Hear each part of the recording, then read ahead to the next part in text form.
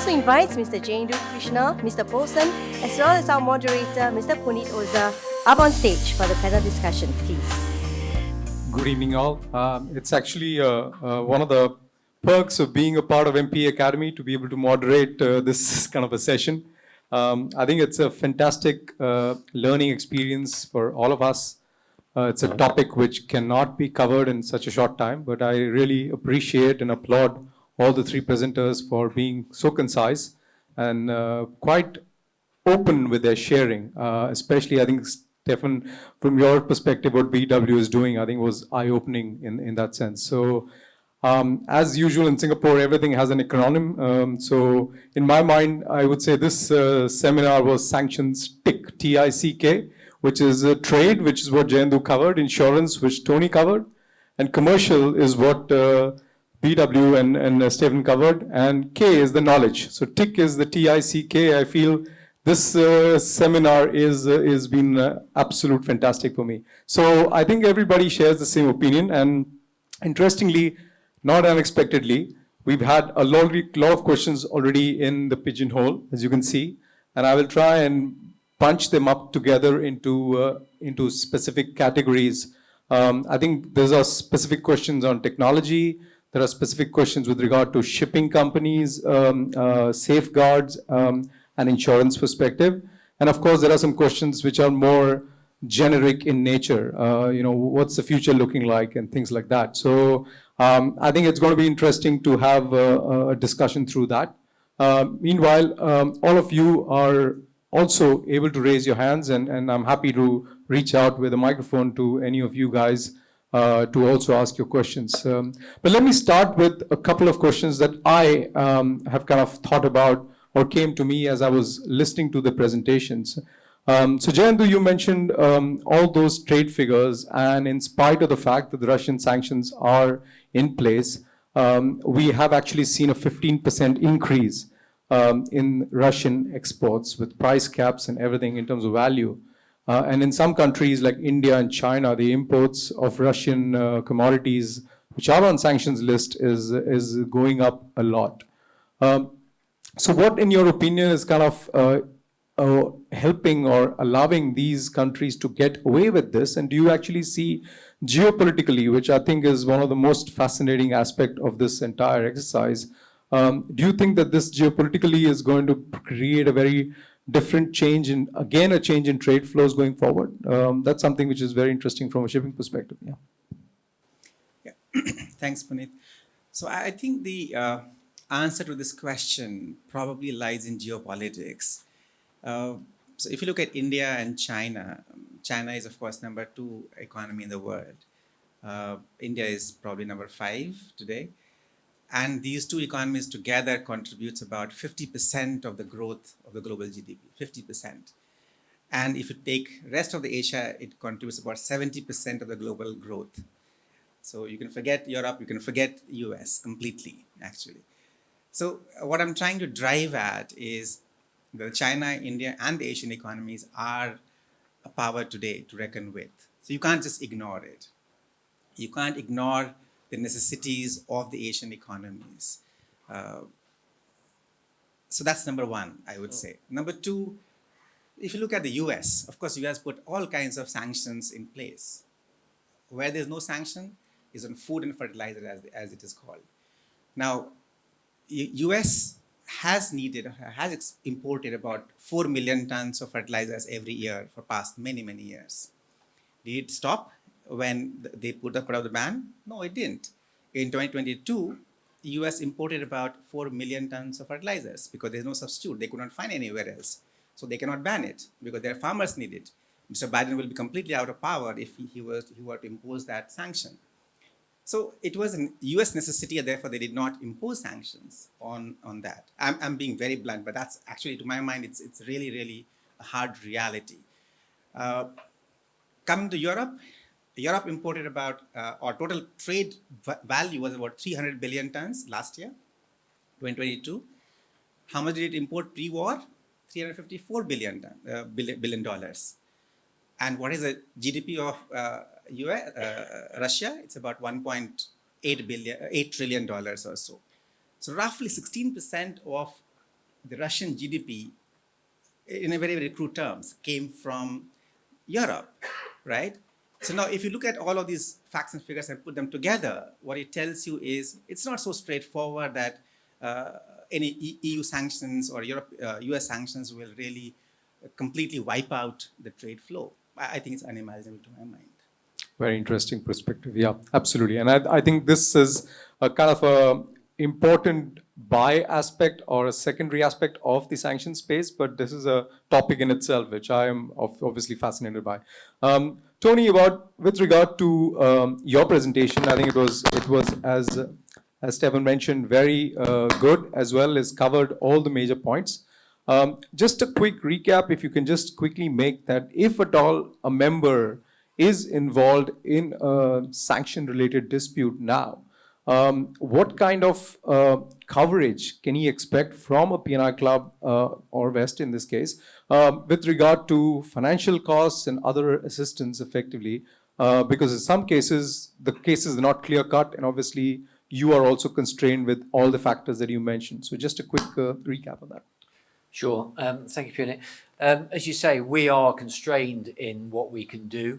If by the continued provision of cover to that entity who may have got involved in this sanctioned activity purely by chance, someone down the charter party chain, for example, has booked a sanctioned cargo, even though you may not be directly involved and may not be complicit in it, we have to look at the impact.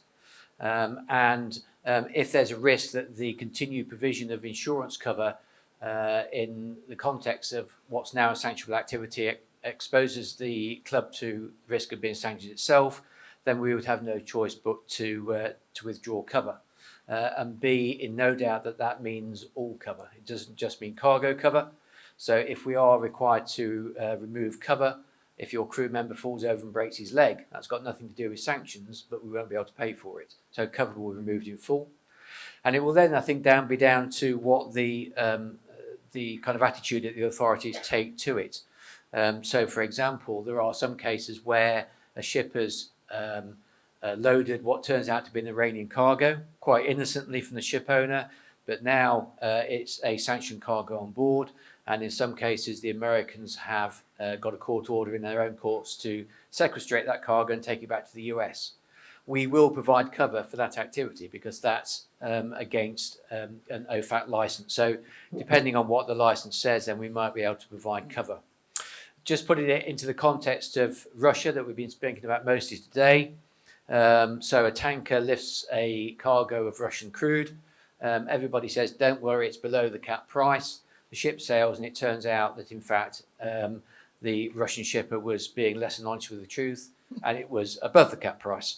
Well, the regulations say that cover is to be withdrawn, and the various wordings, but to the effect that cover is to be withdrawn at the earliest practical stage. What that means, we don't know. It hasn't been tested. Does it mean that we must immediately withdraw cover and leave a laden tanker at sea floating about? Does it mean that we can provide cover to get the ship to the nearest safe port to discharge the cargo ashore? Or does it mean we can provide cover to get the ship to the end of the venture? We don't know that. And we won't know that until it happens in practice, because this is one of these areas where they like to keep it nice and grey. But there is a bit of hope that there is a carve-out in the sanctions that says that if, despite it being above cap price cargo, there is a humanitarian or an environmental concern, then parties are allowed to intervene. So if there had been an oil spill, then oil spill responders could respond. ITOP could respond, for example. Could we pay for that cleanup? Again, we don't know. So there's no, like many of these things, an easy answer to your question, Punit. Lots of grey areas, but that's a sort of broad guidance. Yeah, and I think it clears a lot of ideas. Thank you so much, Tony. And maybe, Stefan, with you, I just had a very interesting, because obviously having worked in shipping companies and having seen this firsthand myself, I do know the kind of processes and procedures are lengthy, cumbersome, and challenging, to say the least. So obviously you have streamlined them as much as you can. But my question is, a lot of these procedures are operational in nature.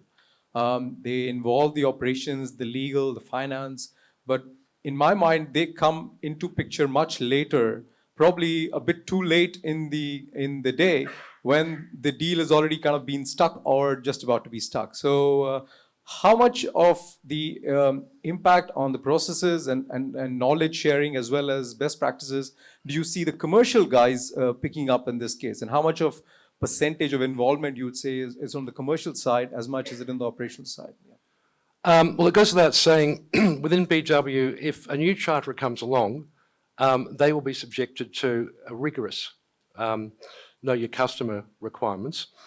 If it's someone we regularly do business with and they're on our whitelist, they're good to go.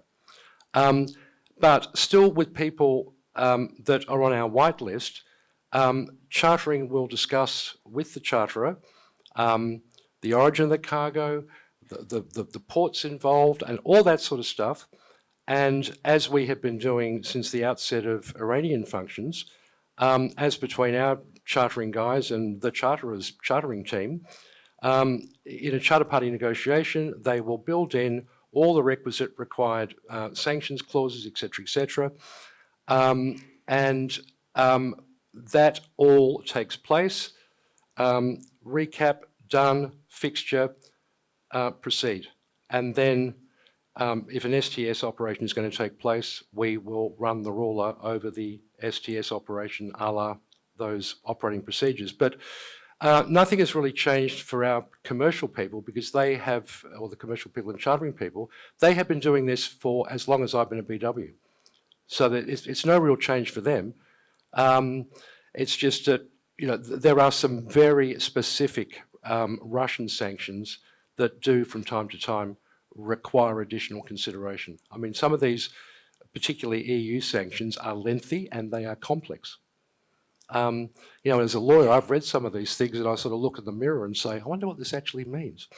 They are complex. And part of the problem, I think, as Tony Paulson has alluded to, is, you know, at the end of the day, there is no answer. You have to go back to these people and say, look, you know, with the greatest respect, we don't understand what you mean. And yeah, that's why, you know, clubs perform a very important role in this whole business. Absolutely.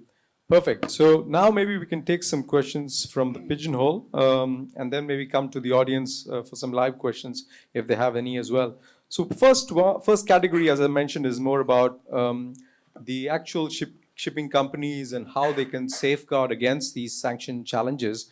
So there's one question here. As ship owners, most of our vessels are operated by charterers. How can we as ship owners protect our interest and avoid international legal consequences and avoid inadvertent breaches of sanctions? And along with that, you have a host of similar questions out here saying how could shipping companies overcome or mitigate sanctions impact risk, and what are the potential risks for a shipping company will need to be aware of due to sanction?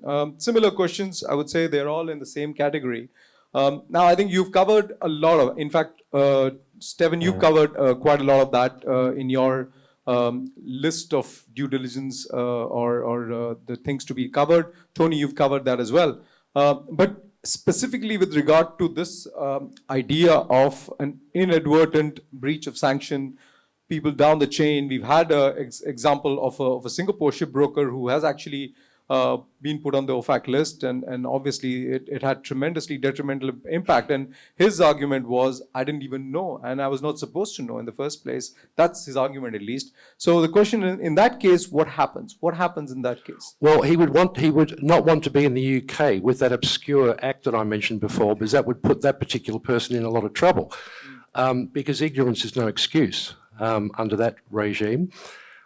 Secondly, the OFAC guidelines at page 18 for owners and operators, one of those red flags, it makes it quite clear that you have to follow the life cycle of the ship.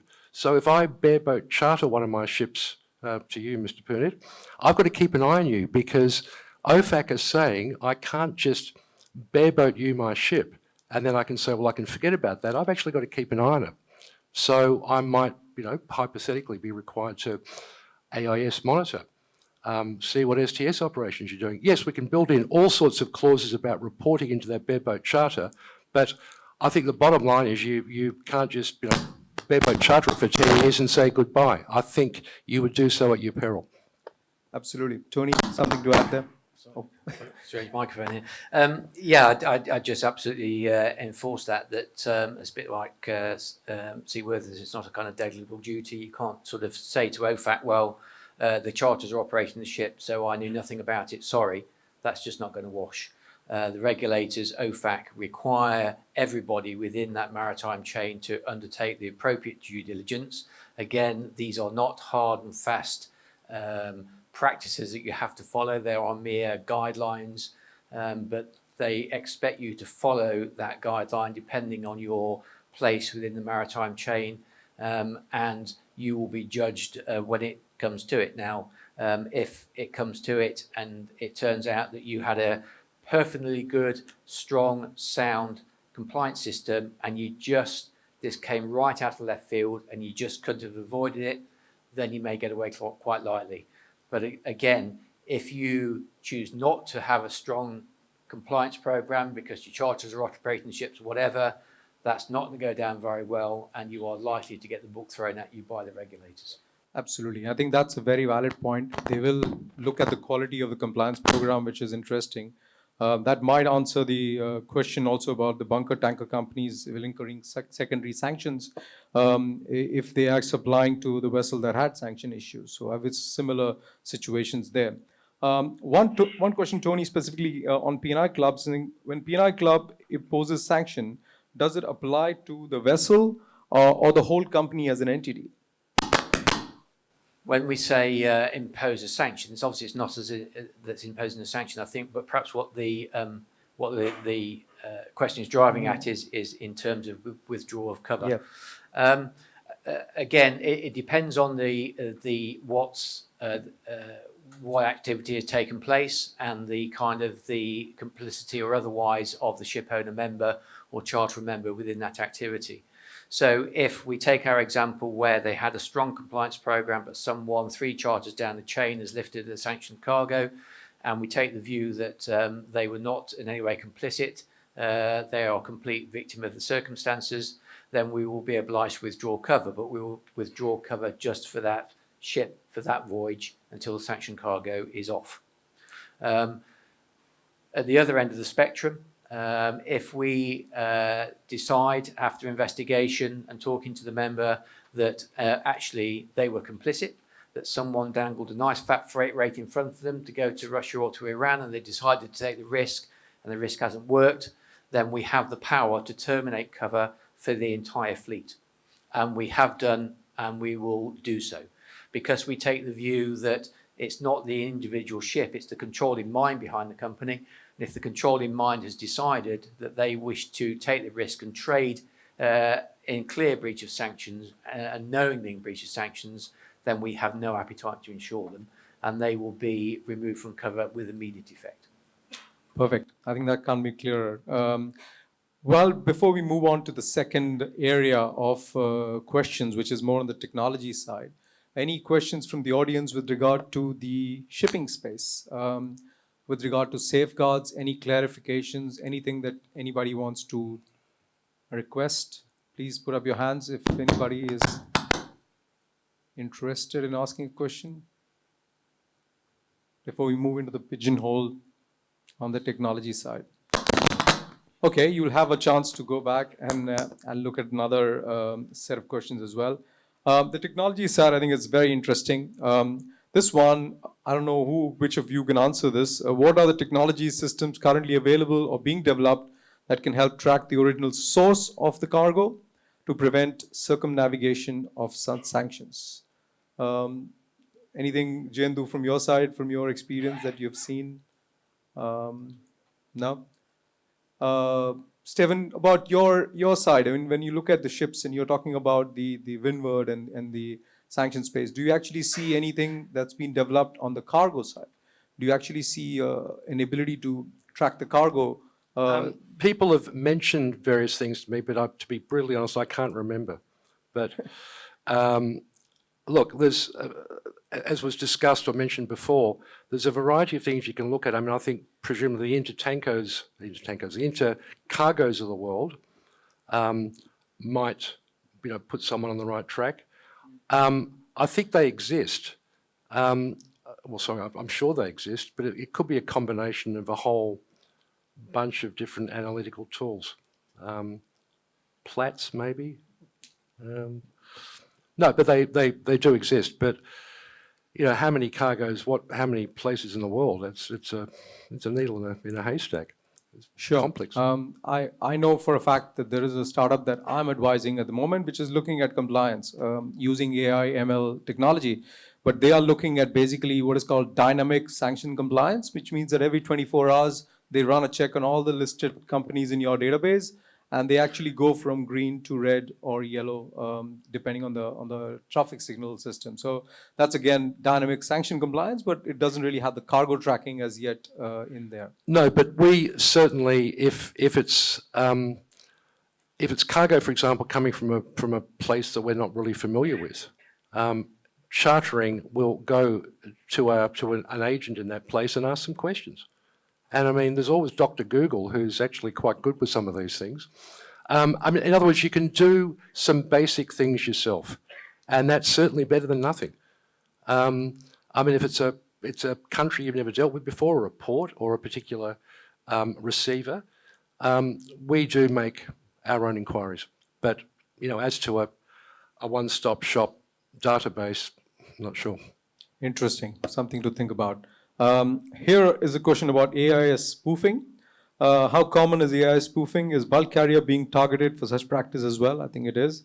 Is it possible to stop manipulating the AIS transmission? And then there is a related question, which is a legal aspect of it. Do you consider a vessel going dark on our AIS without valid reasons as an unseaworthy ship? So that's an interesting angle. So I guess Tony and Stephen, both of you can take that as well, yeah. The unseaworthiness angle, I mean, we all know in this room, under SOLAS, there are situations where you are allowed to turn your AIS off, but you have to record it in your logbook, and it has to be things like your ship is being attacked by pirates. So just because your AIS is not working, it doesn't mean, it doesn't necessarily insinuate that you're doing something dodgy, but it's the pattern of behaviour. I mean, if you're sailing down a medium course in the Persian Gulf, and then you go to starboard and coincidentally your AIS seems to disappear, well, there might be a reason for that. But just because your AIS does not work at a particular time, I don't think it's an indicia that someone is doing something dodgy. Yeah, agreed. And just going back to the spoofing point, yes, it happens. I think AIS manipulation broadly we see, because I said we track, and we see that it's in kind of two guises. Firstly, ships just switch off the AIS. They're not supposed to, unless it's SOLAS, as Stephen says, but they do it. Venezuela is a classic. Ships going there don't want to be seen. They again think they're not being watched. Oh, look, no one's watching. I'll go to Venezuela, and they switch off the AIS just so that they're not seen to be there. That's one thing. But spoofing, as the question alludes to, is done. I am reliably informed that you can go to Turkey and buy a small black box with a cable on it, and plug your data feed from the AIS system on board and plug this in, and it will transmit a constant feed of where you want the ship to be. Now, we see that because what you get from those boxes is a completely unrealistic trace. You get a perfect circle where the ship has supposedly swung at anchor over 24 hours, which is an entirely accurate, completely concentric circle. Or you say, oh, the ship was slow steaming in a box shape, and you get an exact rectangular box going up and down every single time. Impossible. I'm not a mariner, but I'm told it's impossible in practice for that to happen. And that's happening because of spoofing. So yes, it does occur. Does it occur on board carriers? Yes, I'm afraid it does. It's not just tankers, although there's more sanctions on oil and tankers than there are on board carriers, but it does happen on board carriers too. So with regard to the AIS system, I think I have been trying to make sense of it since about 2010-11, when we had first access to AIS data. And till today, I'm still trying to make sense of it. frankly, because and now we have the data to the frequency of about few minutes. So there's a huge amount of data which exists, which will tell you that ideally you are able to trace the vessels and track the port throughput, track the statistics, etc. Because we are analysts and that's what we are interested in. And that's why we look at the data AIs very closely. And back in 2010-11, we couldn't make sense of it and we had to make a lot of assumptions. And even today, we have to do exactly the same thing. The situation hasn't changed in last 13 years or so. So I wonder how we can you really render a ship unseaworthy for whatever reason it is not able to emit information or whatever it is. Yeah, I agree. And also in some trades, for example, I have seen in the dry bulk space, the charterers install their own systems on board, like the Purple Finder and things like that. So obviously they believe that AIS has its own shortcomings in that sense. Well, yeah, Tony, go ahead. Just to add, as I said, that some people believe that AIS is a complete answer. It isn't. We all know that, and it seems that the kind of the golden nugget that these companies are searching for is to find the next technology that allows them to continue to track the ship even when the AIS has been turned off. Now, the flag states have LRIT, but that's not commercially available. But people we work with are trying to look at the tracking the emissions from the radar. They're trying to look at mobile phone usage by the crew. Any type of data source that would allow them to continue to track the vessel's movements even after AIS is turned off. That's a kind of the hallowed ground of the industry, and there is lots of money and lots of fine brains out there trying to find it, but they haven't cracked it yet. Absolutely. It's there's a couple of geopolitical questions as well, but we'll take that one a bit later. I just wanted to also look at one interesting question which I thought was operationally interesting. What should an internal auditor inspector be doing when a violation of trade sanctions is found during her visit on board a ship? Now, I'm not sure who's asked this question, but I would think that this would be something which would be an internal process within the company, which should be which should be basically raising a flag. I would assume so, right? If I'm correct, Stephen, yeah, okay. Right, so all you can do is raise a flag. Yeah, Tony, you wanted to add something? No, I think that's right, and obviously it depends on the jurisdiction in which they're working. That might have particular reporting requirements within legislation within that particular jurisdiction. So it would have to be bound by that, as you say, as well as their company requirements. Absolutely. A couple of questions have rolled in also on the Windward and the technology and how it can be a challenge. If Windward shows AIS is off near sanctioned port, but further checks with the bill of lading, statement of facts, other documents show otherwise, will such due diligence checks be sufficient? And there was one interesting one saying if Windward is checking the data from everybody else, who's checking Windward's data? So it's interesting to see people figuring that one out. So I'm just interested to hear more about the specific technology, Stephen, that you have experience with, and maybe generic aspects. Not that we need to go into details here, but just generally about fact that you need to do other cross checks based on Windward, based on documentation, for example. That's look. All Windward is doing is potentially pointing out there might be a red flag. Okay. It is not foolproof. And I'm sure the Dark Fleet is working on how to undermine Windward. But no, I mean, it's pointing you in the direction that there might be a problem. It's not saying 100% there is a problem. And we have seen graphically examples where we thought a ship was doing something totally ridiculous, but in fact it wasn't. And it was something to do with the AIS and other ships in the area were spoofing and all this stuff. It is putting you on a train of inquiry. You know, OFAC and all these other entities do not expect that you are the CIA. I know that you may think that's what they want, but you are not the CIA and you do not have all the sources that the CIA has. What you are required to do is if there is a potential red flag, you have to demonstrate that you've exercised due diligence to the best of your ability to find out what this is. And if you document all of that and it's not the case, so be it. But it's not black and white. I mean, Windward is extremely accurate. It's extremely good, but it has limitations, and you've got to double check. We double check everything. We don't assume if Windward says it's okay. We do quick other checks ourselves, additional checks. But it's pointing out a red flag, which says you better look into this. Absolutely. That's very important. Yes, exactly. Yeah, and I would just echo that. And shock horror, sometimes OFAC gets it wrong. They're just plain wrong in the kind of data they provide, simply because I said in the presentation, they just don't really understand the industry even still.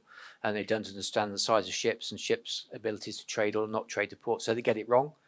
Sometimes, excuse me, the IAS data may suggest something. As Stephen said, you just need to look into it. So we as an insurer will contact the member and say, look, this has come up. It might be nothing. Can you just give us, tell us what the ship's been doing? Has she got cargo on board? If she did, where did she load it? And provide us with some cargo documentation. We'll check through that. If that looks okay, fine. If we have some suspicions, we might go to our correspondent into that port and say, look, this ship said she lifted this cargo at this terminal on this date. Did she? And they'll check the port records. And again, you can come back. So you can verify that data in various different ways to build the picture of what the actual true position is. Very interesting. Absolutely. So I accord with that. I mean, we internally would do everything that Tony has suggested, and I sort of mentioned that before.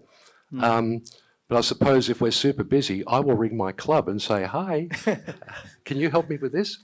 No, but I mean, our chartering guys and ops guys are pretty self-sufficient with doing things like Tony suggested. I mean, we rely on a multitude of different sources to tell us things. absolutely. Well, a couple of geopolitics questions which I always find interesting. There's one which says, with sanctions as a political tool used by governments, is compliance shipping companies' only course of action?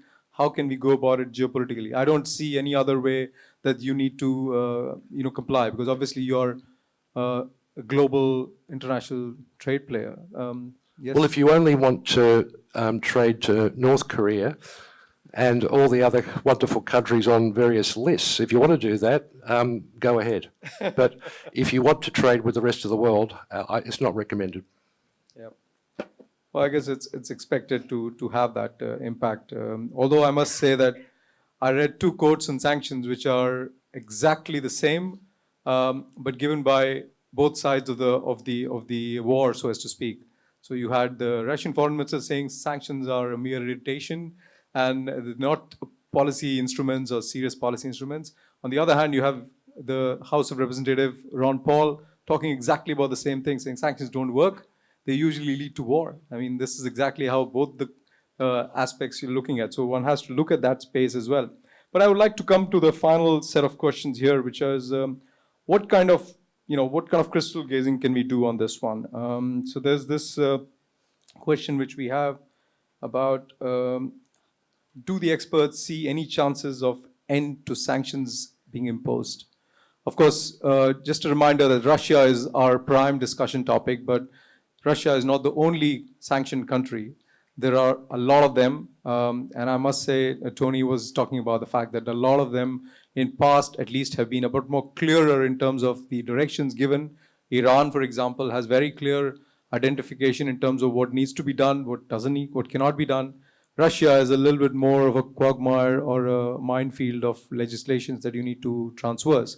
But that's the reason why Russia was on the topic. But do you see an end to sanctions being imposed? All three of you, basically. If I go first, then no, not at the moment. But it, of course, all depends on the geopolitical situation. We have seen with Iran that if the parties come to a table and deals can be done, we saw the JCPOA with Iran, then trade can open up. Tankers can go back there, ships can go back there, trade can go back there. So it is possible. So if there were to be a deal with Iran, you could see those sanctions lift. If the war in Ukraine were to come to an end, potentially, although some commentators say that sanctions will continue for long after the end of the war in order to reap reparations from Russia for the rebuilding of Ukraine. Whether that's going to happen or not, I don't know. But potentially, If there's an outbreak of peace and if there's an outbreak of kind of deal making with the Iranians, then you can see that some sanctions might lift, but it all just depends on the kind of the continuing of those particular regimes. You can't, I don't think at the moment, see anything happening different in North Korea or Syria, for example. Absolutely. All right. Agree with all of that, but equally, there are examples of countries that were heavily sanctioned and they have come out of it and those sanctions have been lifted. I mean, what springs to mind immediately is there's the former Yugoslavia. There was a whole bunch of countries in there that were crippled with all sorts of sanctions. Now they're now out. But equally, But they're not there anymore, as in a country. equally, it's not really a lifting of sanctions, but recently I read that Israel has now negotiated an international maritime boundary, an EEZ, with Lebanon. Now, I never in my lifetime thought that would ever happen, but it's happened because I think, obviously, Lebanon at the moment has all sorts of economic necessities to do various things. But it was irresistible to both parties to seek to do that because they both want the same outcome. They both want an EEZ because it's quite apparent there's gas there. So, I mean, who knows what's going to happen? Absolutely. And I think that's where, Jayendu, you may have some geopolitical aspects to contribute as well, because I think I keep hearing about this from a geopolitical perspective, the unipolar, bipolar, multipolar world spaces. So here, how is that does play into the sanctions arena, you would say? I'm not a political scientist, so a little bit difficult for me to comment from that perspective, but I'm looking at it from the perspective of, say, economic perspective, particularly. So now if you look at 1 year or 1.5 years from the commencement of the war, things have actually settled down. Russia was expected to collapse last year. Nothing happened. Actually, GDP is expected to go up this year. Europe was supposed to get really struck by the energy crisis, which it happened. It was temporary. It finished by importing of LNG or coal or whatever from US, South Africa, and elsewhere. Europe has already announced massive 90 million ton LNG capacity, which means that now Europe will be ready to get LNG anytime soon, and it has been doing so. So Europe does not have really the necessity necessarily to lift the sanctions as such, except, of course, I'm letting aside the morality of it and the catastrophe which is unfolding at the moment, which, of course, is extremely painful and extremely sad. Russia, of course, has support from India. It has support from China and many other countries. So, and the US, in any case, is able to export all of its commodities to Europe and elsewhere. So if you look at it mainly strictly from the economic perspective, I don't see really things coming to a halt anytime soon. I think it's only when the two sides come to the table, which is happening as we speak in Jeddah, I think, where all the parties are there except, I think, Russia. I hope something comes out of that. But looking at strictly from the economic perspective, it doesn't seem to me that it's coming to an end anytime soon. And of course, as Tony said, even if it comes out, it finishes, still there will be, people will be cautious and it will take many years before it fizzles away. Got it. Absolutely. So obviously these are perspectives. I've just got a couple of follow-up questions from exactly this discussion that we just had. The first question is to Tony. Do you actually see, kind of other countries that you think you're warning your members that might actually come into the sanctions regime because of the Russia-Ukraine conflict? Do you actually see spillover of these sanctions to other countries as well? Belarus and everything else that kind of has become a part of collateral damage, if I can call it, of these conflict. I think Belarus is the obvious one. Yeah. And it's phosphate and other mineral industries, and there are some sanctions already applied to those, potash industries. So that's the obvious one. don't see any others on the horizon at the moment, I have to say. Okay, interesting. So that's one thing. And the second question I had for Jayendu really about the de-dollarization discussion. You know, one of the things that you mentioned that in the sanctions, the biggest one that's been really hit for Russia has been the access to the SWIFT has been lost. But that would not necessarily be needed. Would it be if you can actually trade outside your US dollar domain, so as to speak?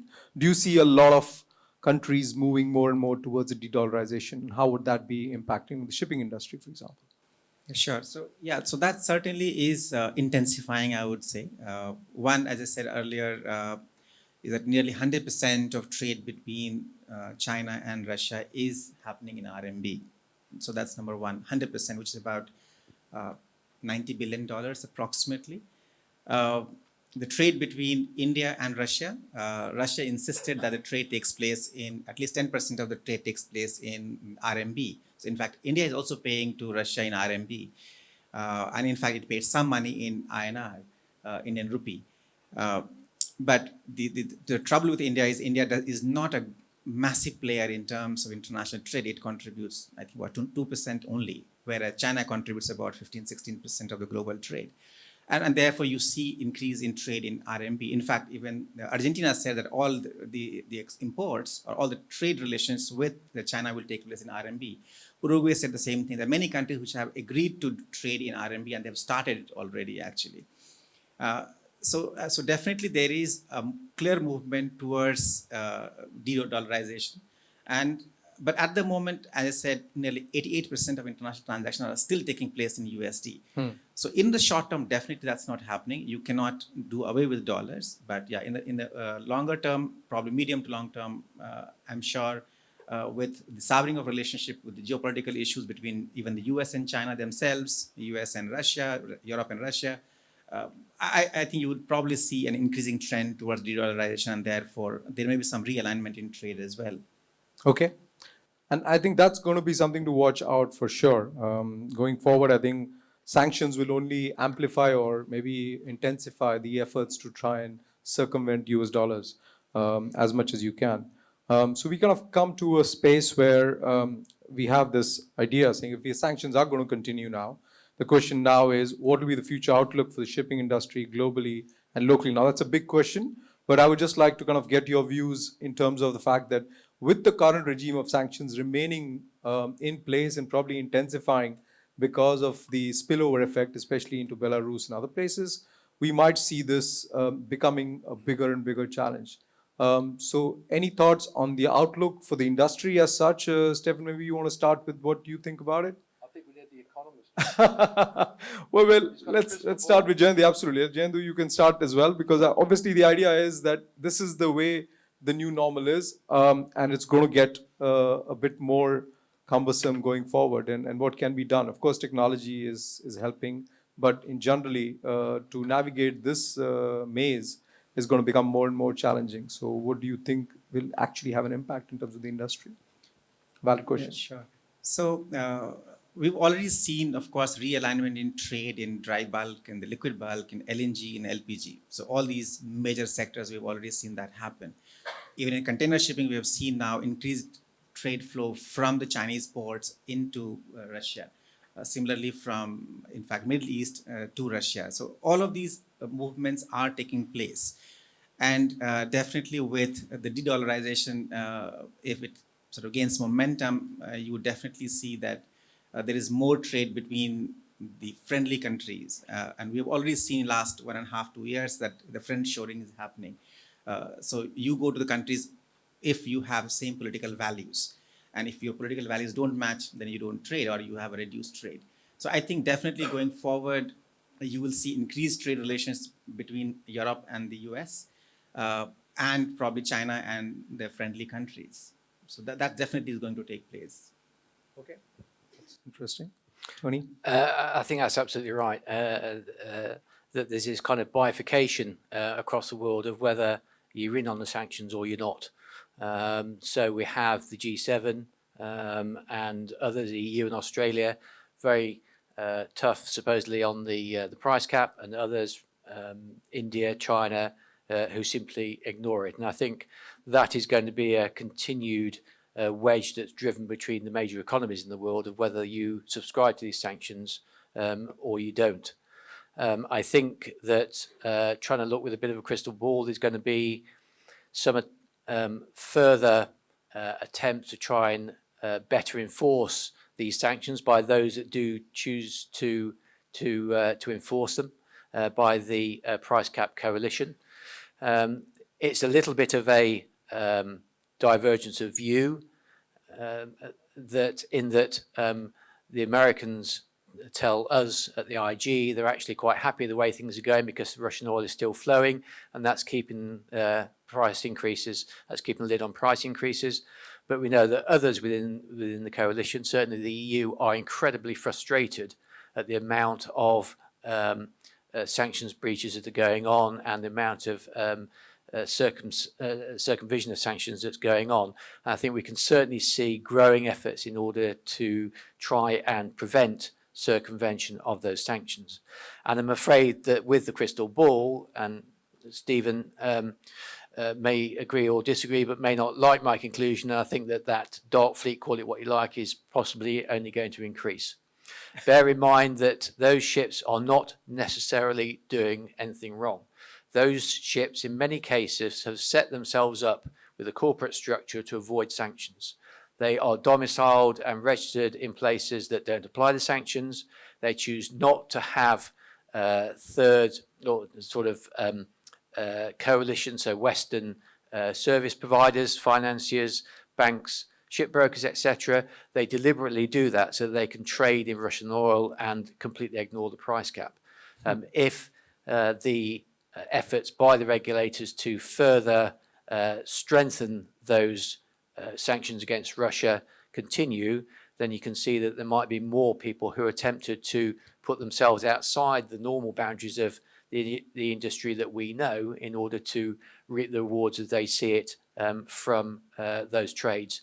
And that has all the implications that Stephen is quite rightly concerned about. Absolutely. Stephen, you can have. But on the other hand, if say hypothetically 600 of these dark ships are product tankers, well, it means in the markets that I deal in, there's potentially 600 less product tankers that I'm competing with.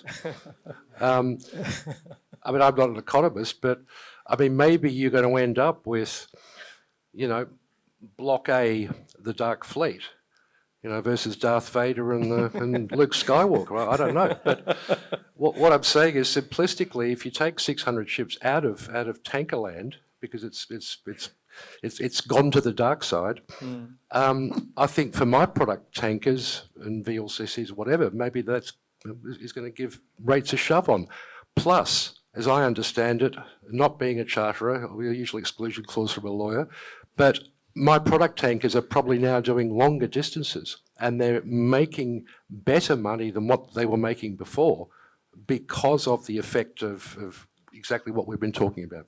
Absolutely. So that's the final word. Very interesting. I think we can bring this to a conclusion now. I'm sorry I'll not be able to address questions like why don't we just torpedo the ghost ships?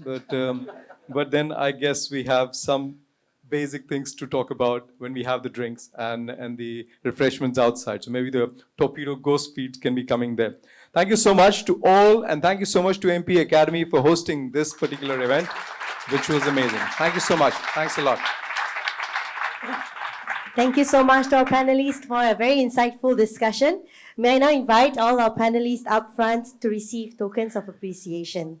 May I also invite our MPA, Assistant Chief Executive, Industry and Transformation, Mr. Kenneth Lim, up on stage to give out the tokens of appreciation.